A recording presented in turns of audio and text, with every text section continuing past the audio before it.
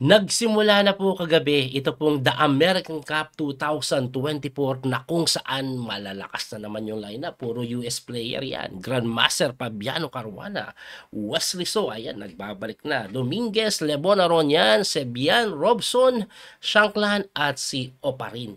Malalakas po ng mga Grandmaster lahat yan. At matindi po ang format nito, double elimination. Parang ano to laglagan, knockout system. Oh, ayan. So, double elimination bracket. May dalawang time control. Yung unang laban, classical time control yan, 90 minutes plus 30 seconds increment. Yung pangalawa, rapid, 15 minutes plus 10 seconds increment.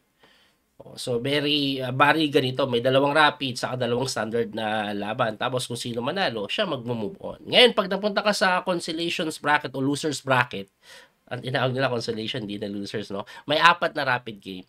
Pag natalo ka doon, laglag ka na. Pag nanalo ka pa, naging champion ka sa losers bracket, makakalaban mo pa yung champion ng winners bracket. Kaya lang parang twice to beat advantage yan. Anyway, eto po ang game na i-analyze natin. Punta na tayo agad doon. Grandmaster Wesley So, kalaban niya si Sam Shankland. So, sa standard game po nila, nauwi sa table. Kaya yung second game po, rapid, ano ang nangyari? Matindi. Sacrifice. Ang galing. Anyway, E4 po ang tinira ni Sam. Tapos nag-E5 si Wesley. Knight F3, Knight C6, Bishop B5, Knight F6, Berlin na naman. Di ba pag Berlin draw siya, tingnan natin. Nag-castling po yan. Knight takes E4 yan. Pinasok ng linya. Nag-D4, Knight D6, kinapture, linya yan. Lahat po yan nangyayari lagi. Ayan, kakainin yung Reyna, mag-endgame na ganyan, Knight C3. So, ang pinaka-idea po ng ganitong klaseng opening, ang pinaglalaban ng white dyan, pangit yung pawn structure. Pero ang black naman okay siya kasi may pair of bishop siya. Kaya yung evaluation ng engine dito equal lang. So nagbi-bishop D7, H3, H6, B3, King C8, nag-bishop B2, B6 lang, lalabas yung king sa B7, nag-rook A D1, A5, nag-rook A E1, bishop lang po sa may B4 at kung titingnan nyo yung oras, tumaas pa nga yung oras ng dalawa. So, ibig sabihin, linyahang-linyahan, Naging 16 minutes from 15 minutes, Nag-A3 po yan, kinain, bishop takes, and then bishop E6. Bilis pa rin tumira ni West, Nag-G4, nagtakbo lang po sa may E7, nag-King H2, and then C5. After C5, A4, tinirahan ng King B7. Nag-Bishop B2, tinirahan ni Wesley ng pawn, sacrifice B5. Napakagandang tira. Bakit? Gagawa ng play sa may queen side kasi pagka takes po dyan A4. One pawn down for the meantime pero babagsak to Grabe yung plano ni West, from out of nowhere na parang close lang, biglang nagwala sa queen side. So nag-rook A1 yan, hindi kinapture para makontrol yung file, kinain, binawi ng pawn, and then King B6 lang, na hindi pa nga daw ganun kaganda for some reason. Balik ko lang. Ang sinasuggest ng engine, immediately daw, Knight D5 si West. Ang idea, Knight F4, ganun. Okay? Pero yung King B6 kasi, parang matik yan, ititira mo yan to capture the pawn ng B5 Pero hindi daw ganun kaganda kasi equal lang pagka Bishop A3. Good move, Bakit? Kasi pag kinapture mo ito ngayon, meron pong Rook EC1. Ayun, nagkaroon ng counterplay. Di ba? Kaya hindi po ginawa yan ni Wesley. Ang ginawa niya, nag-rook HD8 muna para pwede siya mag-rook D5, madepensan man lang yung pawn kung sakali mag-rook C1. Nag-rook EC1 pa rin, nag-rook D5 na nga, and then nag-King G3 si Sam na hindi din daw ganun ka the best kasi for some reason, ang engine, ang sinasuggest Knight maneuver May ganun-ganun daw Parang umalis to. Pero binibigay yung pawn Ang weird. Na-weirdohan ako nun, kasi pag kinapture daw, balik ko lang nga pakita ko na, pag ginanito mo kasi kinapture, may bawing matindi. Knight D3, pupunta ka dito, may kain din sa C5 Ayun. Balik na natin doon, medyo mahaba. Kaya nga yung King G3, hindi daw ganun kaganda. Nag-Knight G6 si Wesley para atakihin yung pawn sa E5 na hindi pinansin. H4 lang ang gusto mag-H5, sisipain yung kapayo. Ganun na yung plano ni Sam, pero dito po, grabe.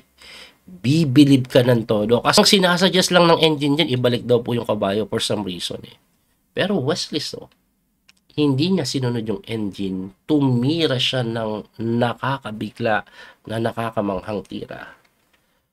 Rook takes A3 lang. Sinacrifice po ang tore. Bakit? Kasi pagka rook takes A3, rook D3 lang. Anong meron dyan, sir? Ang pinakaplano, kakainin po ito, nakapin kasi yung kabayo. Ang tanong, paano mo didepensahan yan? Aba, meron pa. Ito po ginawa eh. Rook E1, depensadong tunay. O, di ba?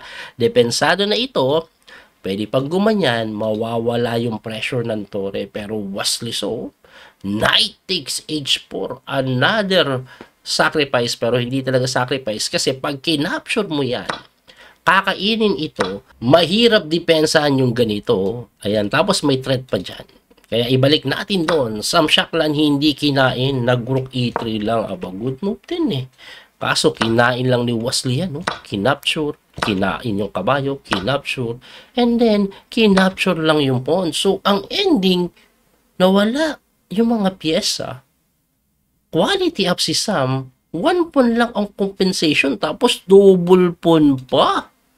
No? Double pawn pa, pero ang hirap laruin para po sa side ng white ito dahil pag lumapit, bumagsak, grabe yung pass pawn, yung bishop, depended niya tong F7 na napaka-importante. Tapos yung pawn ng white, medyo barag-barag.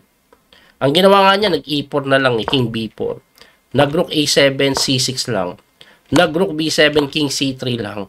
Nag-rook B6, Bishop takes, kinapture, lumapit lang yung king, papabagsakin yung E4, didepensahan King F4, Bishop E6 lang, umatras, at ayan na. Itutulak na po yan tuloy-tuloy. Nag-rook D6, King C3, nag-G5, na kung saan kinapture lang ni Wesley, nag-King takes G5, tapos C4, ayun, biglang nangitim yung bar, babalik ko lang ha. Kasi dito may chance pa palang tumabla si Sam eh. Tatakbo ka lang pabalik. Babantayan mo lang yung pawn na to. Kaso nakakatakot kasi ito yung magiging pass pawn eh. Kaya nag-king takes eh. Ngayon, mali pala yan dahil lumayo ang king pagka C4. Ayan o, king F4, babalik ka, king B2, nag-king E3. Medyo huli ka na kasi pagka C3, rook B6, nag-bishop B3, ayan o. Kasi pag bumalik ka dyan, tulak sa kabila. Ayan yung G5. Oh. Dalawa yung babantayan mo. Pag ikaw medyo lumayo ka ng gusto, itutulak to. Pag dito ka naman, itutulak yun. Walang magawa, sir. Kaya nga, ito pong si Sam Shaklan, sa sobrang inis, nag-E6 na lang yan eh. Kinain lang, and then nag-resign na. Anyway, losing na losing din naman kahit hindi tulak yun. At dahil doon, day 1 po ng American Cup, tabla West sa standard pero panalo sa rapid.